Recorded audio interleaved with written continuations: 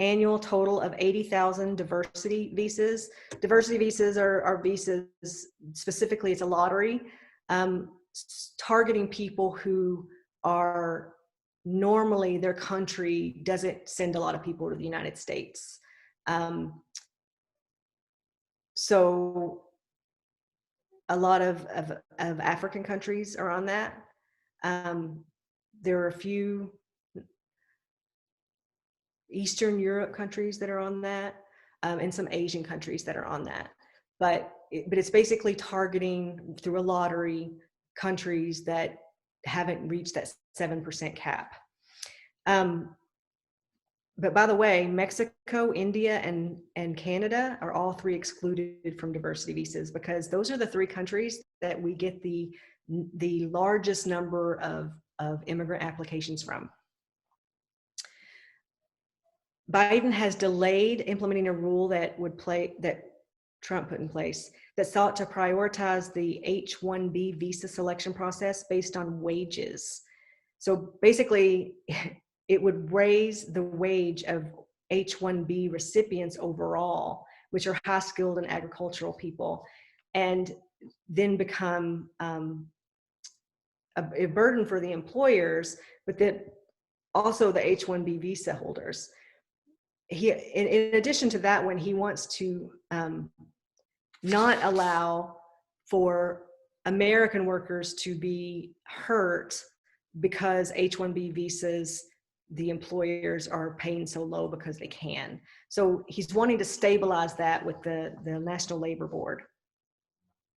He wants to provide permanent work visas to the spouses of the work visas, which would make sense, so the spouses could work since they're here anyway. And he wants to prevent the aging out of the system of the work visas. People who have work visas have children, and once the children reach 23, they cannot be attached to their parents anymore.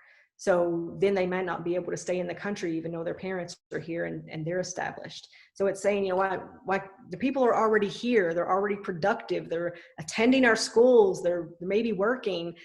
You know, these are the kind of people that we want to keep if they want to stay.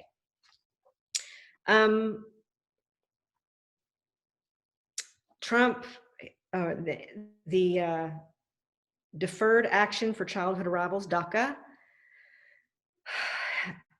Biden wants to preserve DACA, the temporary program that he wants to protect their protections as well as their work permits. Trump tried to get rid of that.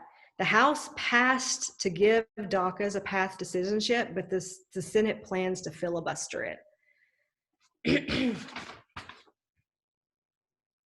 He wants to add a path to citizenship for the DACA and the temporary farm workers. He wants to change the word alien to non-citizen in immigration laws to recognize America is a nation of immigrants.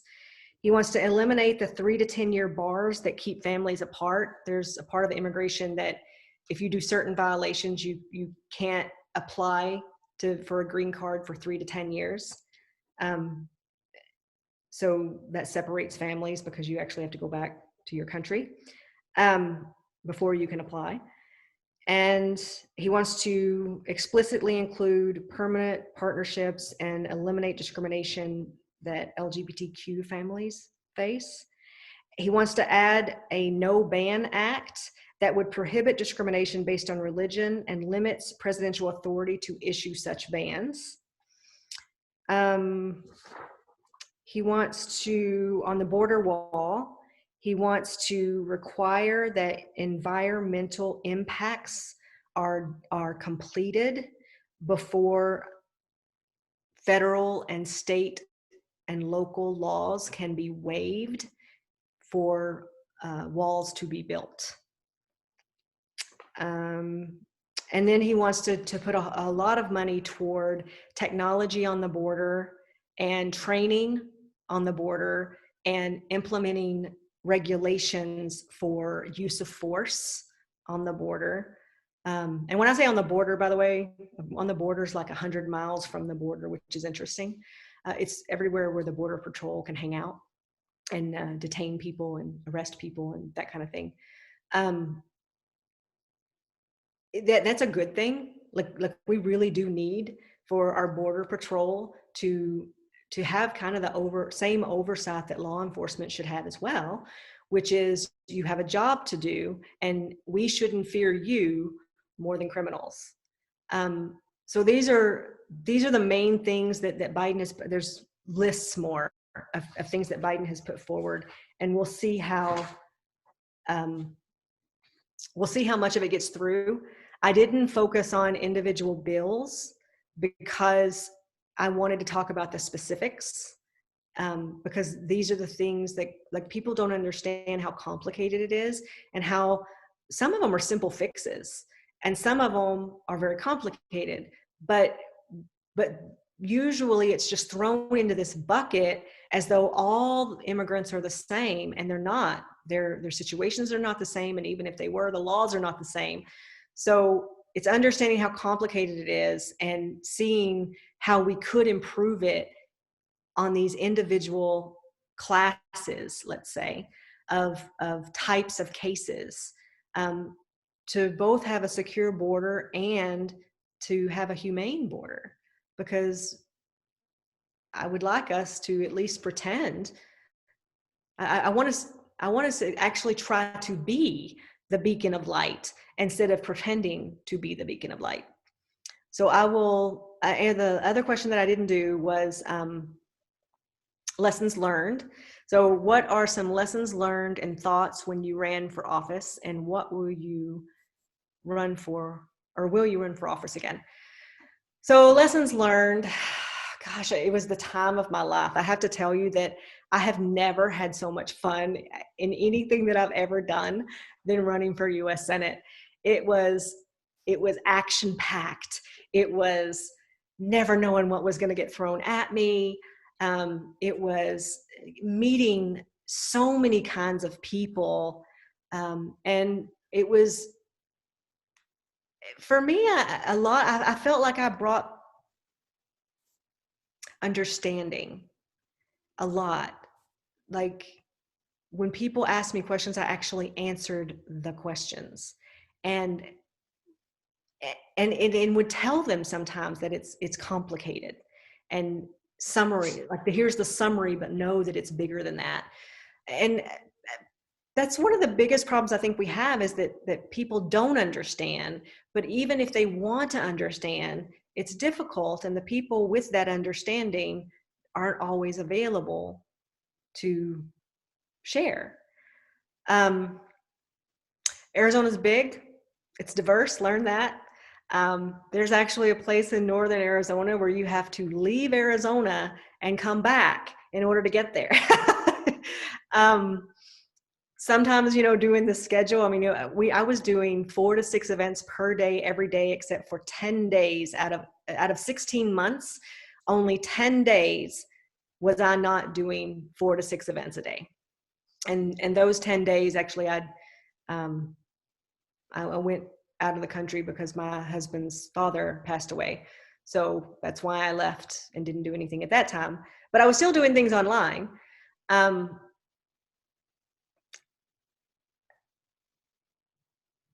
have a thick skin. I think people underestimate how thick your skin really does have to be in order to run for office. And I think people underestimate how difficult running for office is.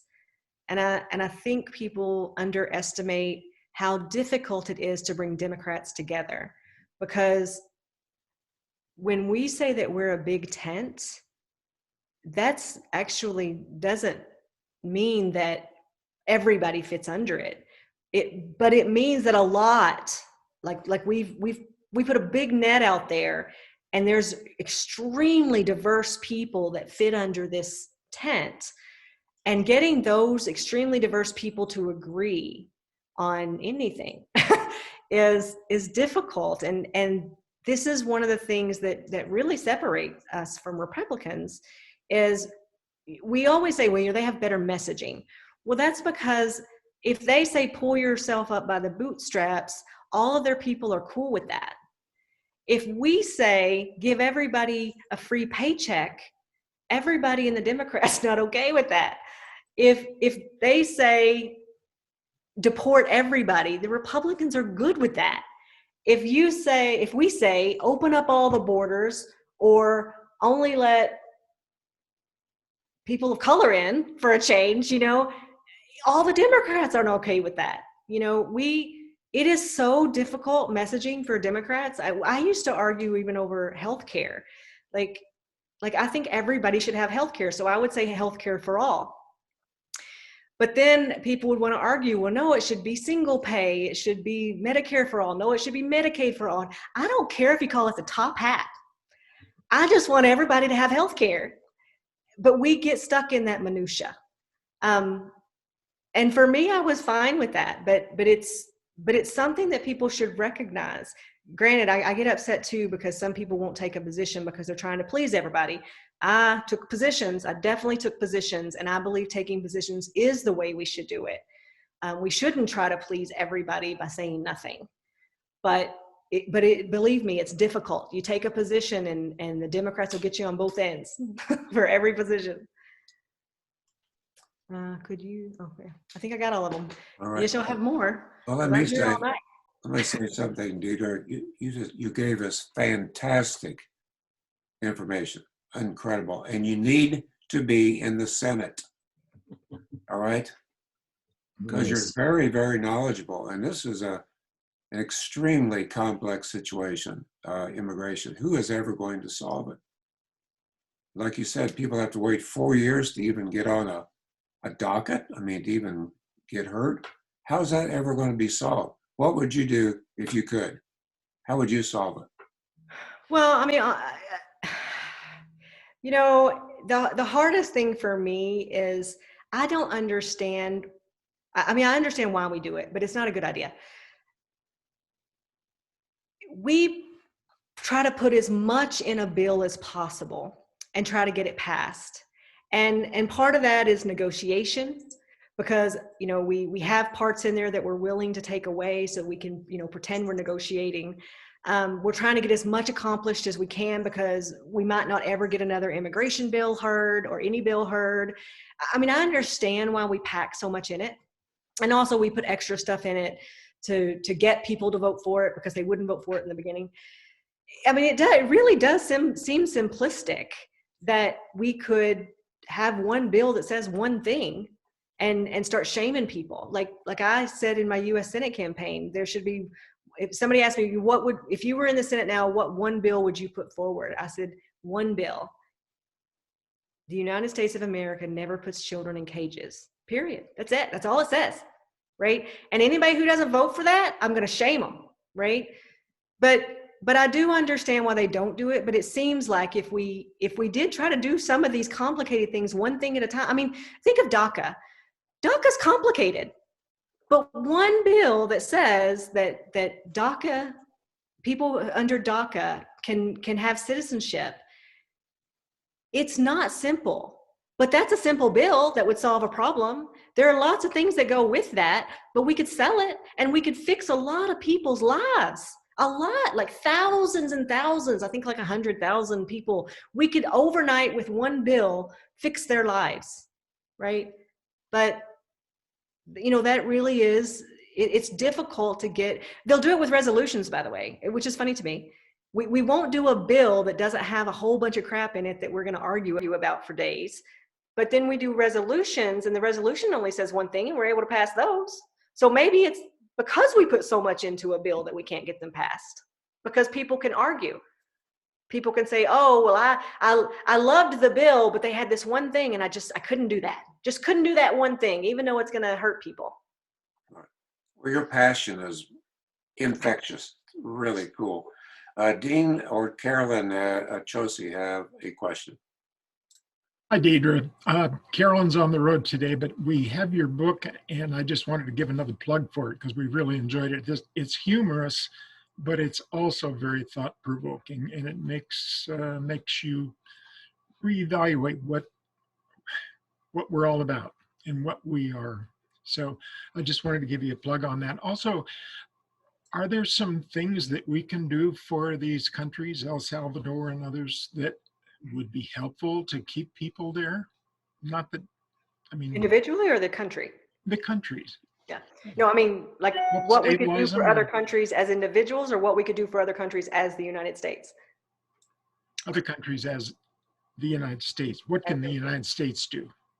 Yeah, so that is actually one of the things that Biden has put forward as well that I didn't get to, and he has created a commission and has several people with their task is to look at the root causes of these of the different reasons why people are choosing to make a extremely dangerous trip in order to get to the United States, and then wanting to focus on what can we do as a country to address what can we do as a good country to address these specific things that are going on in foreign countries, as opposed to the United States going in and telling another country what they have to do, or getting rid of their presidents, for example, which, you know, has actually been the cause of some things that have gone on. Is if we would just stop deposing other people's presidents, maybe things would get a little better. And if we would think of long term, because we have been over the last few decades thinking very short term on what we like this dictator because he does this thing for us, but the dictator's killing his people and he's going to continue to do so. But we like him and we support him because he does this one thing for us. We need to think a little broader and think, you know, if he's killing people, he's probably going to get out of control at some point. So maybe we should do, you know, some warm fuzzies and some and some cold pricklies instead of coddling someone that we know is going to be a bigger problem down the road. And I think the reason why we do that is because presidents only have 4 to 8 years. And Congress people have until their next election if they continue to win. So they're only thinking of now.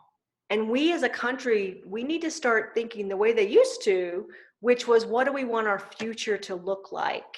And what are decisions that we need to make, sometimes hard ones today, for the betterment of tomorrow? But we need to stop coddling people who are killing people for short-term gains. Sure. Thank you. There are some people having to leave, and everybody's welcome to stay as long as you want. However, I would like to make one announcement before anyone else leaves. There is a LD2 town hall meeting tomorrow, Sunday at 3 p.m. If you'd like to be a part of that, please visit our website for the link. That's Green Valley. That's greenvalleydemocrats.org for that link. Please feel free to stay as long as you want. But yeah, LD2 meeting. Both our representatives will be there. We're excited to be a part of it. Anybody else? Well, I have one quick question while I got the, is it illegal to put water in the desert for migrants coming across? They tried. It died. It did die. Of course, Georgia now, you know, giving water while you're in a voting line is illegal. So that's evidently we are desperately trying to make Good Samaritans illegal, which is, you know, so anti-Jesus. I don't even know where to go. But yeah, we're definitely trying to use water as a weapon, and it was overturned that they that putting water in the desert would land you in jail. I can tell you, Deedra, from personal experience, that there are people on the other side. They think that some of these people coming to the border have money, they're well dressed and well fed, and they have cell phones, and they're just trying to take advantage. How do you deal with it? You don't. I know you don't. You can't And do it's funny. And it's funny because the previous president wanted to only make people who were financially affluent Yes. even eligible to come to the United States. So we should be happy that these people are financially fluent trying to come to our country. Right.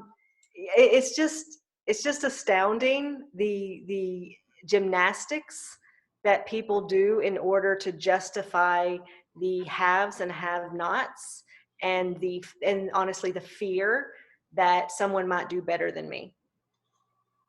Right, right. I don't think they can really realize the horrible situation that some of these people are in.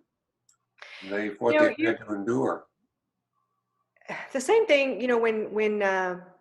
when Syrians were literally jumping into the ocean, many to their death, to get to Europe, to escape what was going on in Syria. And it was just a basic question of, you honestly think that someone would put themselves and their children in obvious peril by going into the ocean with no life jackets, to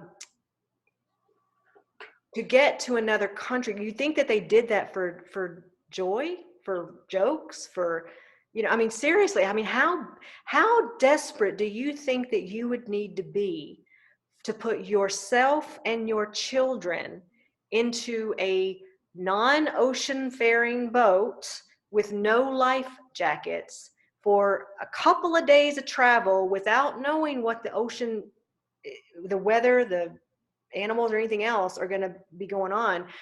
Very little food and water. What would it take for you to put yourself and your children in that kind of danger? There has to be something behind you that is more scary than what is ahead of you. Right. People are, but it's honestly because people think somehow, this is mind-blowing.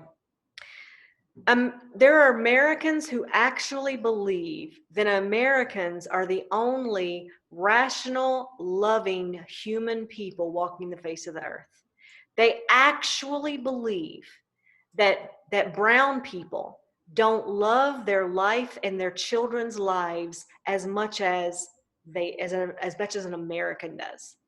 It is mind-blowing, the dehumanization that people do for other. And by the way, Asians, we talk about black and white, right? Like we talk about how there is this bias that somehow we think that somehow Americans, white Americans, some of them think that black people or Latino people, brown people, black people are less than Americans. Okay. They don't think Asians even exist. The Asians don't even get on the radar, right? Like you're either the Asian that knows math, so I can get you as a tutor, or I can hire you as an employee, or you don't exist. Like it's really weird. Oh yeah. Well, it's bigotry, and of course they bought the COVID right here on purpose to kill us, I guess. And evidently, only my sister even said that the Chinese created the COVID-19 and set it in the United States to kill off all the World War II veterans, so we would have no memory of Nazism. And I was just like, really? Like really? She really believed that, huh? You know? You really believe that? Unbelievable. Well, Deedra, I don't know, I can't tell you strongly enough how impressive you are and how much information you have. And that really helps us. It gives us a lot of information. And we wish, again, I wish you were in the Senate. Oh my God. Because it's all, what are they doing now? This, right? It's just all partisan headbutting tribalism. Mm-hmm. We need some rational people like you, some problem solvers. Don't know what else to tell you. So anybody else have anything to say? I have one other question. Under that executive order, the Biden has asked for review of the existing naturalization process, the N-400 application, the fingerprinting, background check, security checks, interviews, and even the civic test in English language and the oath given in English. I find that remarkable, but will it streamline if there is changes in some of those processes? Well, first understand the reason why he did it. So the reason why he did it was because under the previous president, several of those things changed. So the citizenship test, for example, changed. It used to be 100 questions, and it was basically 50 questions, and then 50 of them were reverse. Well, it was basically like 60 questions, and then 40 of them were reverse of some of the 60 questions. The previous president, he changed it and added like a whole bunch of stuff that wasn't, like, you don't need to know that to know anything about the United States. It was kind of a some of them are a little white supremacy, I'll tell you. I mean, they're not flagrant, but you know, it was some stuff you needed to know that maybe we could have skipped that, you know, that wasn't useful. Kind of like the Confederate monuments, you know, in Arizona, when Arizona wasn't part of the Confederacy. And they didn't come until years later when they were fighting the civil rights. That kind of thing. Like it was, some of the questions are about things that have no material value whatsoever to loving the United States, knowing the United States, none of it. So that's one. Two is they were allowing people to give the oath in non-English. This was limited because in order to become a U.S. citizen, you have to have a somewhat working knowledge of English. And so there was, they call it the citizenship test, but it's not actually, you don't actually fill out 100 questions. Basically, the agent asks you up to 6 of them, and you have to get, or up to 10 of them, and you have to get 6 of them right. The previous president changed that 10 to like 20, and so it was like a whole bunch of additional, like it wasn't basic things that you needed to know. Like, you should know that how many senators you have in the state of Arizona. That's the answer is 2. Like, you should know that. But that's the kind of questions that they asked. Even though they wanted you to study all 100 of them, they only asked you things that were pretty relevant, you know, to today. Maybe who the first president of the United States was. I mean, that's relevant, right? But the previous president, he changed how many questions that you had to get right. And he changed the kind of questions that were asked. And then he, a part of the agent interview is they give you a sentence and you have to write it down. Also, they give you they verbally give you a sentence, you have to write it down. And then they give you a written sentence and you have to read it out loud. And they're not looking for expert here. So if it says, it's going to be simple, like the cat crossed the road on a Sunday. It's not long. And if you left out words like on, you're okay, as long as you got the gist of what's going on in that sentence. And the same thing for reading it. You didn't have to pronounce everything correctly, but you had to basically be able to read basic words, you know, like stop, because we want you to be able to stop at a stop sign, right?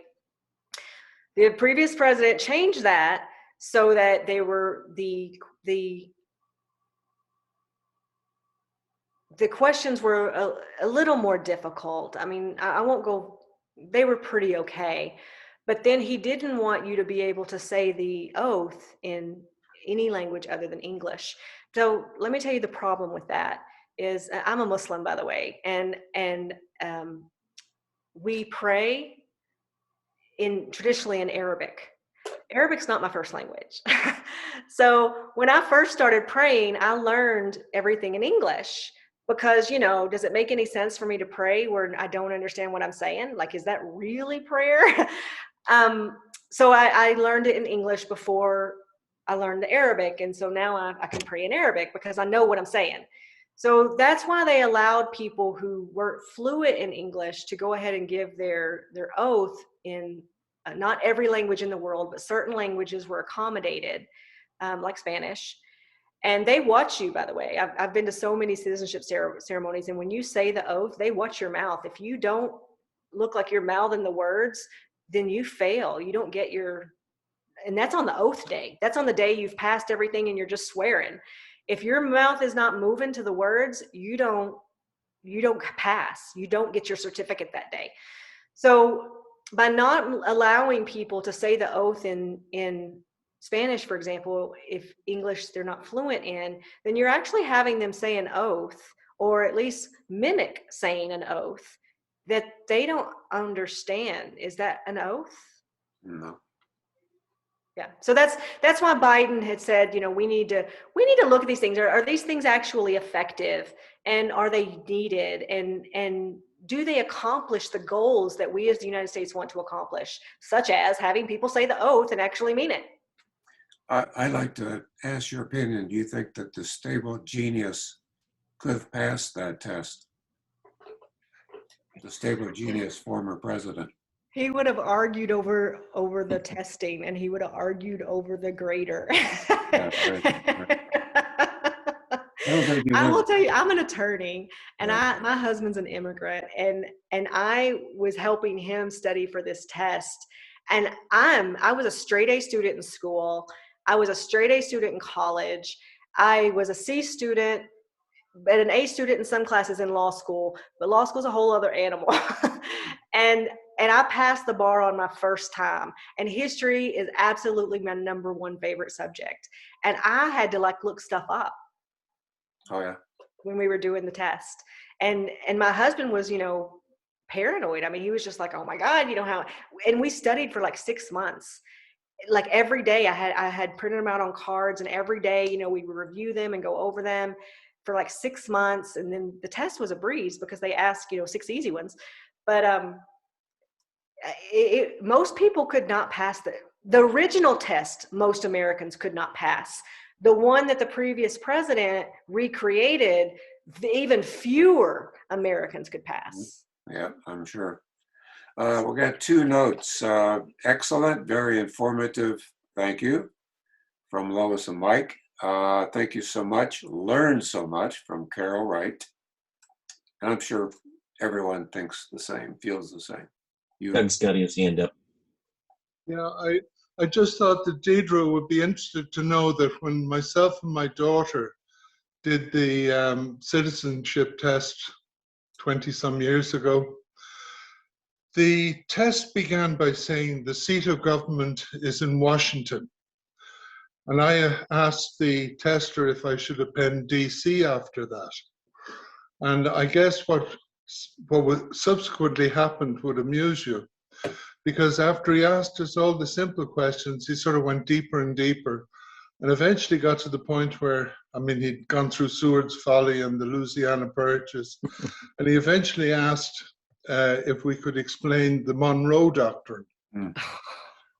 And thankfully, it happened, we were getting questions turnabout, my daughter and myself, and happily that question landed in her turn, and she knew the answer, which of course I do now, but I didn't then. And eventually I think there was 1 or 2 afterwards, and we knew them, and he said, oh, you'll do. So when the gloves were off, I said to him, do you normally question people in such detail? He said, no, says he, but it was obvious the pair of you had studied, and I really wanted to find out how much you'd studied. And it was probably a pleasure for him to ask different questions for a change. It was like, oh, these people studied. I get to get some different questions. I just thought that might amuse you. That was funny. I want to thank everybody for coming today. Deedra, thank you very much for all the great information. I know I've got 20 other questions, but that's for another time and another space. So we have been recording this, and we will post this up on our Facebook page in edited form next week sometime for if you'd like to review it again. However, I have some great information I want to share with you. Krispy Kreme has announced they will be giving donuts away to anybody that's got a free shot, COVID shot this coming. So go get your Krispy Kreme donuts. You have to show your vaccination card thing. Got to show your card. All right, great. Also, Mint. Thank you all for coming. This has been George McGappy and Paul McCurry. And be safe out there. Have a good time. Whatever you do. See you all next month. Goodbye, everybody. Thank you, Deidre. That was excellent. She was, wasn't she? It was. Amazing. She was amazing.